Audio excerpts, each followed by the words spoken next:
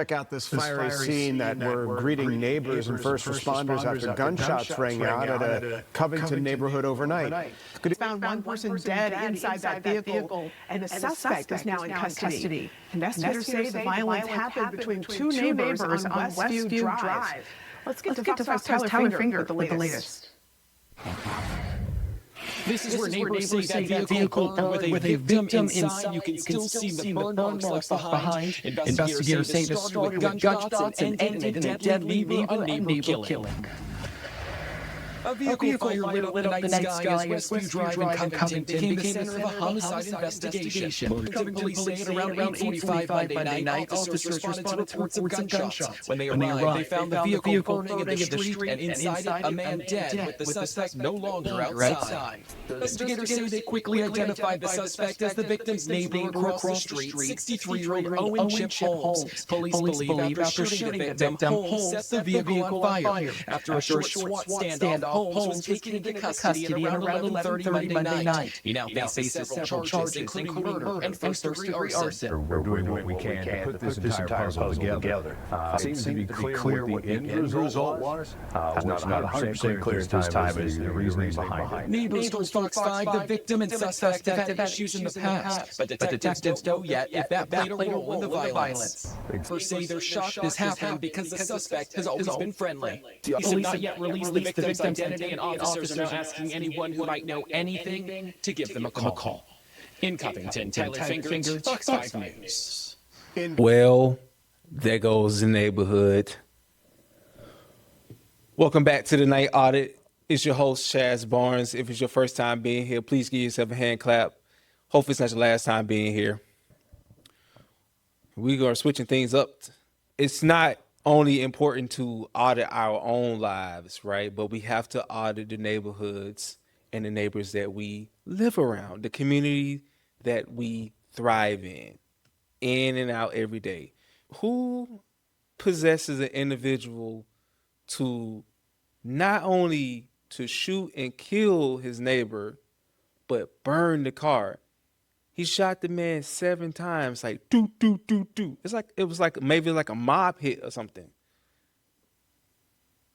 What is happening? What is going on?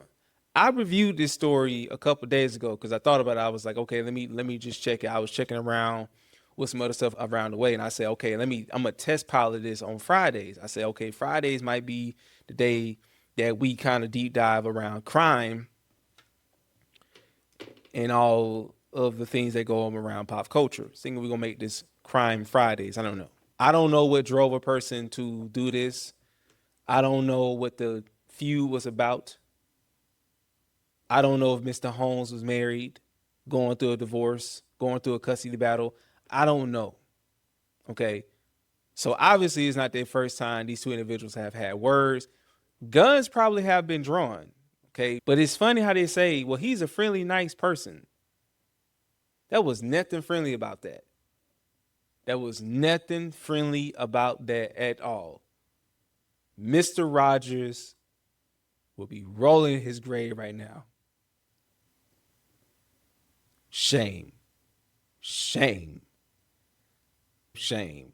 So I have some questions here that I need to ask here. Okay. First degree murder. Was it murder, first degree arson, aggravated assault, possession of a firearm during a crime, compound. Man, he's gone. He's 63. He up out of here. It don't even matter like what the victim may have said or done. Obviously, couldn't be that much to enough to drive a person to do this. But again, trying to get in the minds of these kind of people. It's hard. Just demonic. My question is, the dynamic in the history between these two that led to such an aggressive escalation. I mean, it's one thing to go over there and bust out your neighbor's window or car window, flatten their tires or whatnot. But that still does not constitute someone to go and shoot and kill his neighbor 7 times, shoot him 7 times, and burn the car. So that means you was stalking your neighbor. You was stalking him. You knew what time he left. You knew what time he came home. You studied his movements. And you said, tonight was going to be the night that I'm going to take him out. You got to know your neighbors. At least most. And everybody say, no, I don't want to know my neighbors. I don't want to know my neighbors. Now that may, you need to be situationally aware. Be situationally aware. Don't assume anything. Don't put that past nobody. Listen, I'm not saying don't be nice or don't be cordial or whatnot. But be careful. That's on both sides, whatnot. Be careful. Mr. Holmes, his nickname was Chip. Old Chip was a ticking time bomb, apparently. They mentioned in the video, imagine your neighbor. You do this to your neighbor. And you go back in your house. You like, fuck it. I'm done. And then you cause a standoff. Was this like the Hathaways and the McCord? Well, I'm sorry, the Hathaways and the McCord, and the McCord, and the was it McCors? The Hathaways and the McCors. I hope I'm saying that right. Now the community gonna be impacted. Property tax, people probably gonna, this right here, if you weren't planning on moving now if you was going, this probably escalated those plans right then and there. I guess waiting until next year to move has been said we gonna move at the end of the summer.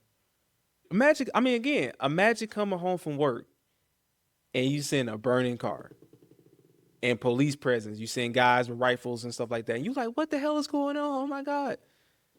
My other question is like, why has the victim been yet publicly identified? They might be trying to notify next of kin, and they probably don't want the information released to the public. It is an ongoing investigation, despite him being arrested and facing charges and stuff like that, as he should. Neighborhood watch. It got me thinking. I don't know if there's any more crazy stories like this around the league. I don't know. Let's see. Matter of fact, let me go back. All right. Anyway, I know I kind of went right into it, so I might say, Chaz, how was your day? My day was better than this guy. Way better than this guy. Despite going to bed at 1 o'clock in the morning, I did not have the intent to do this to anybody. Not at all. Never have, never will be. What my thoughts? I think I gave my thoughts on that. That is scary. Imagine it happened in anybody's neighborhood, any of you all's neighborhood. Again, if you wasn't planning on moving then, now you probably gonna be planning on moving now. But you never know who you living around. So that's why I say be situation aware. Because I know, like, I'm not saying that every neighbor is up to no good, but stuff like this makes you think. Of course, be extra nice to your neighbors and whatnot. Loved our neighbor. It's my gym gear. I came back from the workout a couple hours ago, if y'all are wondering. But yeah, that's, I don't know. Whatever it was, like the detective was saying, whatever it was, it shouldn't even led up to the point of someone losing their life over this.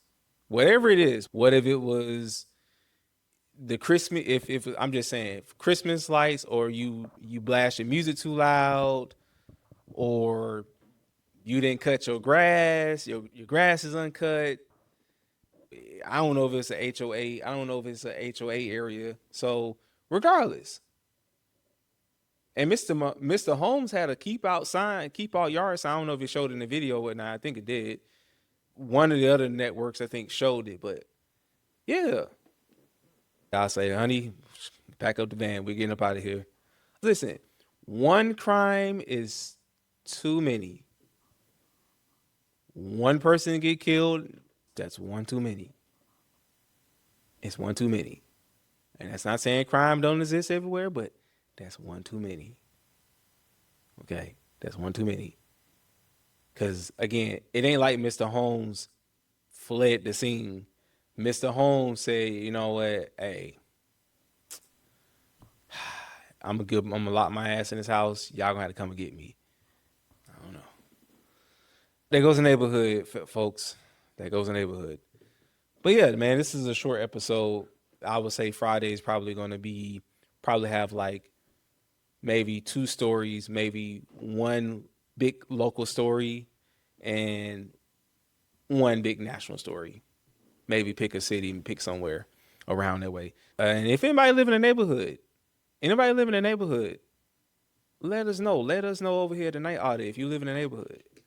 You ain't gotta say your name. You ain't gotta say a name. You know, you might put a nickname in there. Say, yeah, I was in the neighborhood, man. Oh my, I seen what went down. And you share your thoughts. Like, how do you treat your neighbors? How you go about treating your neighbors? Do you treat your neighbors with respect?